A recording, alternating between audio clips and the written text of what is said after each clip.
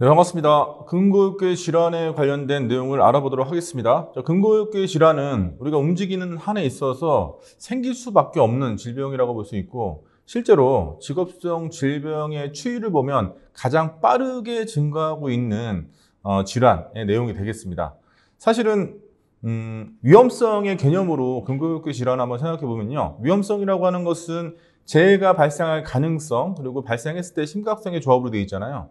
이것을 다른 말로 추원해서 빈도, 강도의 조합으로 되어 있다 얘기하는데, 이 근골격 질환은 강도 관련된 부분보다는 빈도에 관련된 부분이 많이 수용되고 있다, 이렇게 볼 수 있겠습니다. 그러니까 근골격 질환에 의해서 여러 가지 신체적 질환에 많이 이완될 수 있다. 그렇기 때문에 우리가 근본적으로 근골격 질환을 제대로 관리할 수만 있다면 우리의 생활 질환이라든가 아니면 우리가 작업장에서 작업을 할 때 동반되는 여러 가지 질환들을 예방할 수 있겠다라고 하는 것이죠. 자, 산업안전보건법은 산업재해라고 하는 특정의 위험이 발현이 돼서 피해가 동반되는 것뿐만 아니라 보다 더 나은 쾌적한 작업 환경에서 근로자들이 근로할 수 있도록 여러 가지 제도를 위반하고 있는데요. 그 대표적인 것 자체가 이제 근골격 질환 관련되어 있는 주요 내용이 되겠습니다. 이런 법적 사항이라든가 아니면 근골격 질환이 가지고 있는 여러 가지 특징들을 한번 같이 알아보도록 하죠. 자, 일단 근골격 질환은 여러 가지 언어로 이렇게 변형돼서 불리고 있어요. 그러니까 결국에는 같은 의미라고 볼 수 있습니다. 근골격 질환은 한마디로 말하면 어떤 긴장에 의해서 문제가 되는 거예요. 긴장에 의해서 문제가 된다는 거 하는 것은 내가 가지고 있는 힘의 어떤 임계점을 넘어가서 강한 힘을 동반한 어떤 활동을 한다든가 아니면 반복적인 작업에 의해서 어떤 근육의 긴장을 계속적으로 야기하는 어떤 그런 형태가 주요 원인이 될 겁니다. 자, 근골격 질환 관련된 용어들 보면요. 일단 MSDS라고 하는 두 문자를 써서 이제 근골격 질환이라고 하는데요. 이게 산업안전보건법에서 물질안전보건자료하고 헷갈리시는 부분이 있는데 그 물질안전보건자료하고는 완전히 다른 거예요. 자, 그래서 많이 이제 용어적으로 보면 이제 원어로 봤을 때 헷갈리니까 이것을 WMSDS, 그러니까 작업 관련성 근골격계 질환이다, 이렇게 얘기하기도 하고요. 또 반복 긴장성 손상, 그러니까 빈도가 들어간다고 그러지 않았습니까? 자주 이렇게 사용했을 때 어떤 피해가 동반되는 것을 또 근골격계 질환이라고 치환해서 얘기하기도 하고요. 누적 외상성 질환. 자, 누적이라고 하는 게 뭐예요? 계속적으로 얹혀지는 것이죠. 이런 것도 근골격 질환의 또 다른 이름으로 불리는 용어이기도 하고요. 자, 경견환 증후군이라고 하는 것은 어깨에 관련해서 문제가 되는 것들, 그러니까 우리가 소위 말하는 뭐 동결견이라든가 오십견 이런 것들을 나타내고 있는 건데, 자, 이런 것 또한 마찬가지로 몸이 취약한 부위에 있어서 이 부위가 감당할 수 없는 수준의 힘을 동반했을 때 문제가 된다라고 하는 게 이제 경견환 증후군이 되겠습니다. 자, VDT 증후군은 이제 우리가 여러 가지 디스플레이라든가 이런 것들 많이 활용하잖아요. 그러면서 목 주변부에 있는 어떤 그러니까 경추 부위죠. 이 주변이나 어깨 부위에 압박으로 인해 가지고 일어나는 증상을 대별해서 말하는 어떤 증상이 되겠습니다. 자, 근골격 질환의 개념을 한번 말씀드려보면요. 중량물, 반복성, 또 자세, 이런 것들의 다양한 원인이 복합적으로 근육이나 인대에 손상을 주는 거예요. 그래서 근골격계 질환입니다. 그러니까 근육이 하고 있는 어떤 기능들, 그리고 근육과 나머지 결합 조직의 어떤 기능들, 이런 것들을 잘 알 수 있다면 여러분들이 일상에서 어떤 영향이 있을 때, 그 영향이라고 하는 게 뭐 통증이라는 이름으로 우리한테 발현되지 않습니까? 그런 것들이 생겼을 때 어디서부터 생겼는지 빠르게 알아낼 수 있다. 이런 부분들은 일단 관심을 가지고 자신의 신체에 대해서 좀 알 수 있어야 되고요. 또 근육이나 나머지 여러 가지 근골격계를 이루고 있는 조직들의 어떤 기능성, 이런 것들을 좀 알아야 될 필요가 있겠습니다. 자, 오늘은 이론적인 부분에 있어서 또 법리적인 관점에서 근골격계 질환을 우리가 어떻게 관리해야 될 것인가 라고 하는데 방점이 찍혀 있으니까 그 부분 위주로 한번 보도록 하죠. 자, 일단 근육이나 인대에 손상을 주고 이러한 일들이 누적되는 거예요.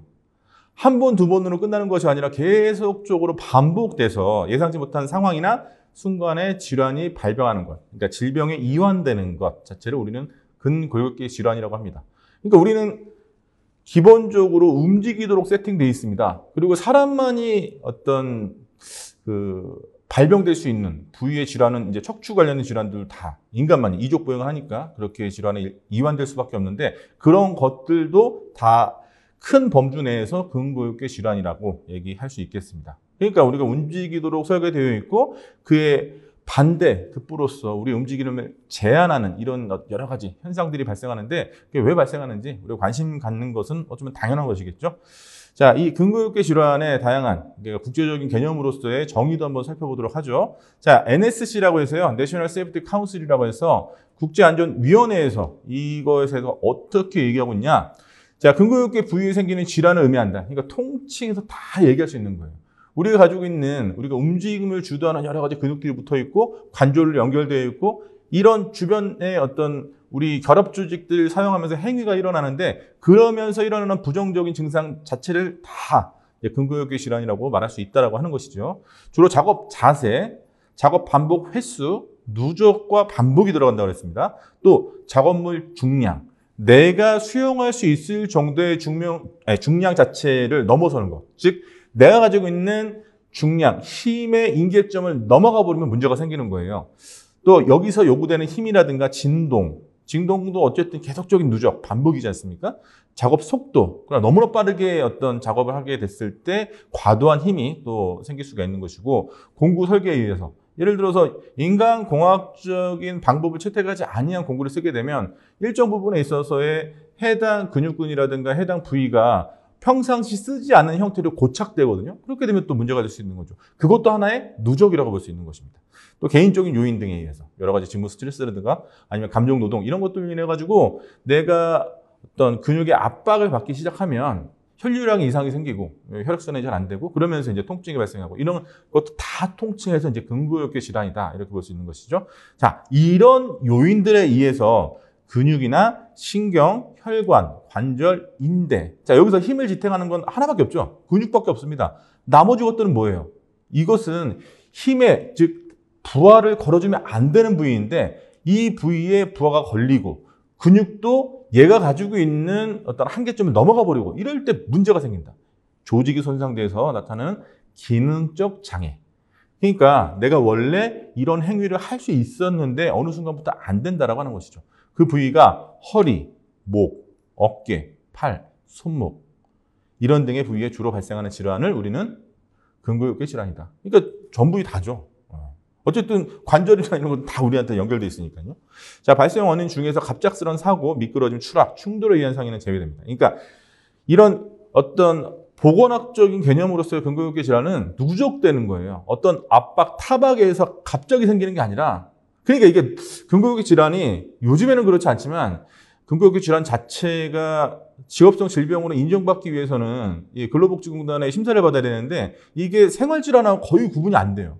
그러니까 지금 허리가 아파요. 근데 허리 아픈 게 내가 이 작업을 하다 아픈 건지 아니면 일상생활에서 부상을 이미 입은 건지 이거 자체가 알기가 너무 어렵기 때문에 이런 부분이 여러 가지 이제 작업의 능률도 떨어뜨리고 그렇게 되면 아무래도 이 해당 조직의 회사의 생산성에 악영향을 미치기 때문에 많이 문제가 되고 있었습니다. 오늘날에는 이제 이런 부분이 많이 완화되고 있는 상황이죠. 자, 그럼에도 불구하고 근본적으로 이런 근고육계 질환이라고 하는 이 일련의 어떤 제약된 행위 자체에서 탈피하기 위해서는 우리가 이걸 어떻게 해야 되는지 좀 알아야 되겠죠.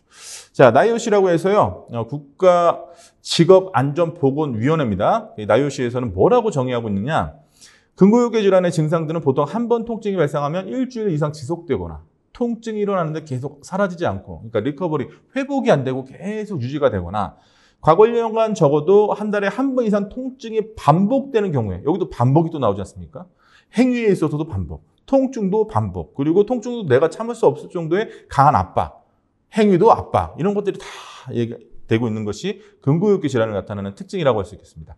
자, 동일한 신체 부위의 유사 질병, 예를 들면 류마티스 관절염, 당뇨병, 통풍, 루푸스병, 갑상선 질환, 악성 종양 등과 사고 병력이 없어야 하고 현재의 작업이 시작된 이후에 발생한 증상을 직업병으로 정의하고 있다. 그러니까 생활질환에 내 기저질환과 상관없이 내가 생산 현장에서 이 활동으로 인해 가지고 이런 이상이 발생해야 된다. 그것이 근고육계 질환이다. 이렇게 얘기하고 있습니다. 자, 우리나라 안전보건공단에서는 어떻게 얘기하고 있냐? 무리한 힘의 사용, 반복적인 동작. 자, 계속 제가 반복해서 얘기하고 있어요.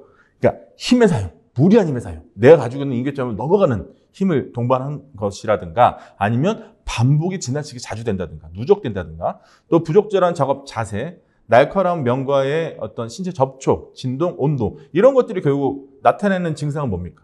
근육을 강하게 수축시킨다. 그러니까 압박한다라고 하는 것이죠. 근육이 압박하게 되면 여러 가지 문제점들이 많이 발생할 수밖에 없다. 혈액순환에 문제가 생기고 영양 공급이 안 되고 산소 운반이 안 되고 그러면서 내가 가지고 있는 신체 컨디션이 떨어진다. 뭐 이런 것들을 나타내고 있는 것이죠. 그러니까 좀 더 구체적으로 말하면 이런 요인들에 의해서 근육과 신경, 힘줄, 건이라고 합니다. 힘줄이라고 하는 것은 근육과 뼈를 연결하는 결합 조직, 인대는 뼈와 뼈끼리 연결하는 결합 조직. 자, 이런 관절 등의 조직이 손상되어서 신체에 나타나는 건강 장애를 모두 다 아울러서 말하는 것이 근골격계 질환이다라고 얘기하고 있습니다.